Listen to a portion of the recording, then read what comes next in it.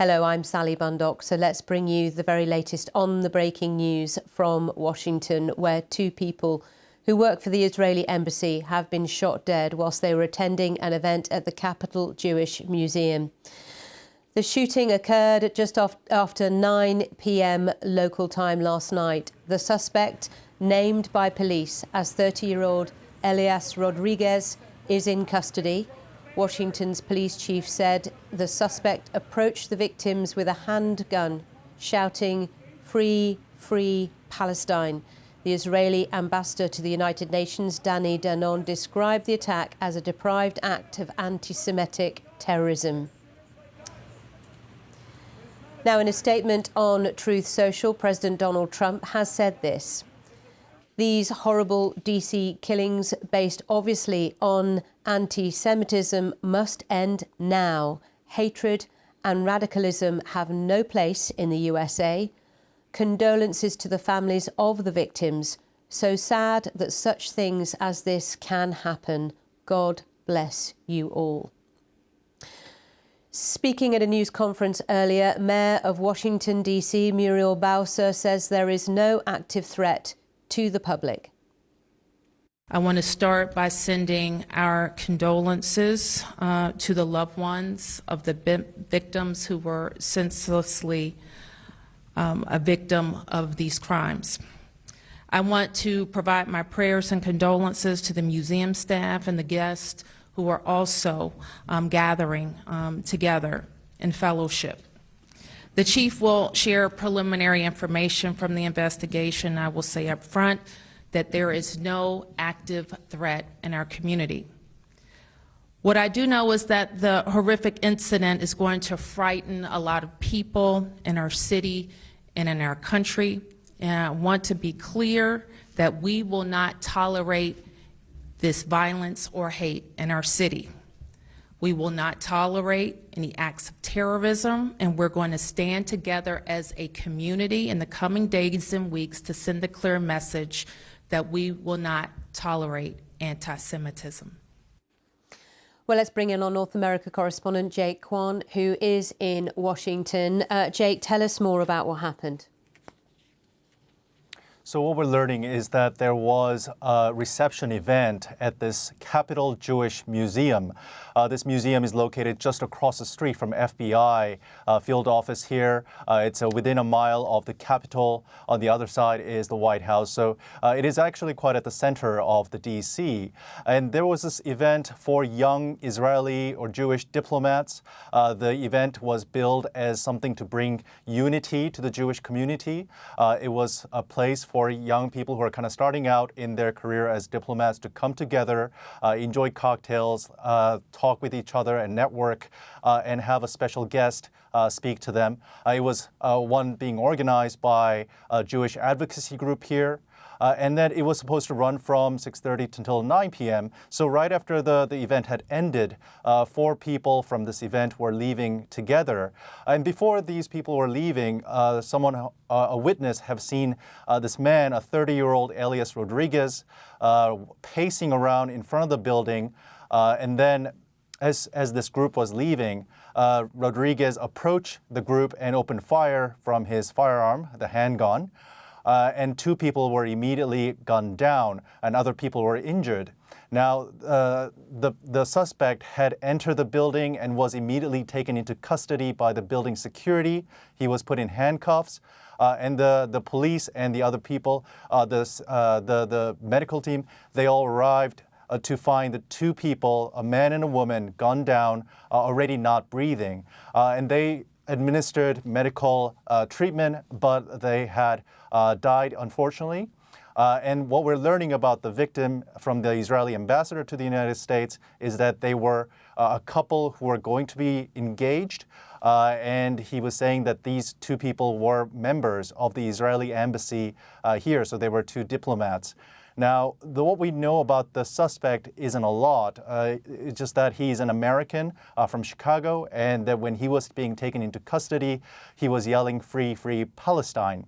Now, the FBI said that they are investigating this killing as one of targeted killing, and that this is a possible hate crime as well as terrorism. and they're looking into anti-Semitic motives. Now, this motive will, of course, be one of the central questions of why this killing had occurred, whether this was planned or not, considering that this event, although it was advertised, the location of the event was not advertised. It was only available to those already registered and attending. And the fact that the man knew where to go and at what time seems to suggest that possibly it was pre-planned. Now, the suspect is alive, and I'm sure the rest of the investigation will be focusing on that as well. There has been an outpouring of support by the administration. We already saw the Justice Department, the Secretary Pam Bondi, who was at the site.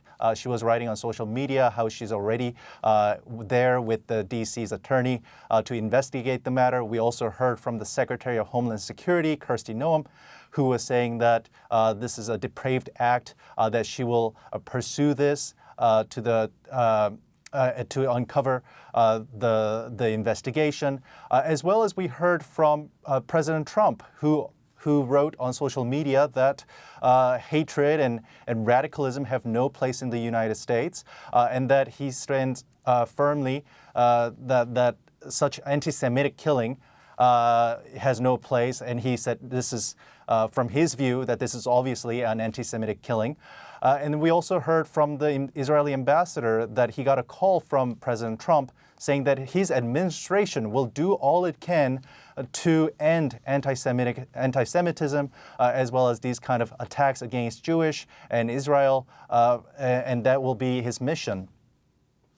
Okay, Jake, thank you so much for bringing us right up to date on the details that we do know about this incident. Here are now two eyewitnesses who spoke to BBC News in Washington, D.C. just a short while ago. Around 9:07, we heard gunshots, and then a guy came in looking really distressed, and we thought that he just needed help. We thought he was experiencing violence or something and outside. He just needed safe shelter, so he comes in, and so people were calming him down, bringing him water, taking care of him. Little did we know he was somebody that executed people in cold blood. He was the shooter? He was the shooter, yeah. Once the police originally showed up, he's like, I did this, I'm unarmed. He pulls out a red keffiyeh and he's like, I did this for Gaza, free Palestine. There's only one solution, Intifada revolution. And he just kept yelling, free Palestine. And I'm like, dude, this event was about humanitarian aid. How can we actually help both the people in Gaza and the people in Israel? How can we bring together Muslims and Jews and Christians to work together to actually help the innocent people? And then here he is just murdering two people in cold blood. So those are two eyewitnesses there, just expressing their dismay following these events. And also they were reiterating there the purpose of the event that was happening at the Capital Jewish Museum. It was actually an event that was focused on helping Gazans. Earlier, the Israeli ambassador to the US, Yechiel Letter, gave this statement. The couple that was gunned down tonight in the name of Free Palestine is a young couple about to be engaged. The young man purchased a ring this week with the intention of proposing to his girlfriend next week in Jerusalem. They were a beautiful couple who came to enjoy an evening in Washington's Cultural Center. I will say this: we are a resilient people. The people of Israel are resilient people, and the people of the United States of America are resilient people. Together we won't be afraid, together we'll stand, and we're going to overcome moral depravity of people who think that they're going to achieve political gains through murder. On the way in, Ms. Bondi was kind enough to hand me the phone. On the other line was the President of the United States, Donald Trump, who told me that his administration is going to do everything it can possibly do to fight and end anti-Semitism and the hatred that's being directed, the demonization and delegitimization of the State of Israel. Together with President Trump, our Prime Minister, Benjamin Netanyahu, will stand together tall and firm, and we will confront this moral depravity without fear and with determination. And now we'll turn to taking care of the families of these two victims. And again, I think the American administration, the city of Washington, and the law enforcement officers who are on this case are going to get to the bottom of it and bring justice to this city and to the people of Washington and the United States and the people of Israel who are here feeling confident and safe in the city of Washington and around the United States of America. Thank you. That's the Israeli ambassador to the US speaking just about an hour ago. Professor Stephen Zunis is coordinator of Middle Eastern Studies at the University of San Francisco, and I asked for his reaction to these events. It's certainly terrible. I mean, the idea of diplomatic immunity goes back centuries, of course, and diplomats should be able to do their business and attend events in various capitals without fear of attack. And obviously, there are a lot of feelings up around the policies that Israel has pursued, and including some pretty horrific war crimes. But that does not mean that people who work for that government should be susceptible to this kind of terrorism. The young couple both worked for the embassy, and the head of the Metropolitan Police there in Washington, D.C. said that the suspect who's being questioned at the moment was not on their radar prior to this. He was saying free, free Palestine at the time of arrest. I mean, we can draw conclusions, can't we, about what this is about? Certainly, it would certainly appear that way. They're really the emotions have been running high here in the United States as they have around the world. I mean, just seeing the horror that's been unfolding for the past year and a half, and particularly here in the United States, and given that the United States has been the a major international backer of Israel's war, often in a very small minority within the international community in that regard. And there's great frustration because there's a huge gap in between public opinion and the policies of the U.S. government when it comes to Israel and Palestine. And in that environment, I guess it's not too surprising that there would be some extremists who would come out of the woodwork and would be willing to make some kind of a horrific crime like this. And it's really, but not only, of course, is it a moral and legal travesty, but obviously this is going to set back the pro-Palestinian cause in the United States, because there are many good people out there who are not anti-Semites, who are not even anti-Zionists, who just really are horrified at what's been going on in Gaza and the West Bank and elsewhere. They'd like to see a more balanced, policy. But this kind of extremist violence is only going to give the Trump administration and its allies the excuse to crack down on even legitimate dissent.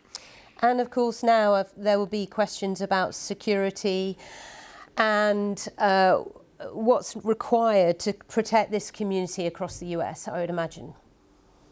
Yeah, it needs to examine again the motivation. If people are being targeted because they were working for the government of Israel, or whether they be targeted because they were Jewish.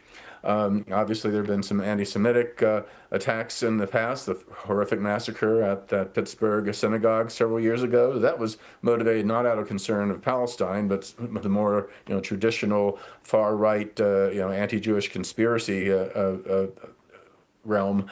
So certainly any minority group that is under threat of attack does need the attention of law enforcement to make sure they can live their lives without fear. Professor Stephen Zunis there giving us reaction to the killings that's taken place in Washington, D.C.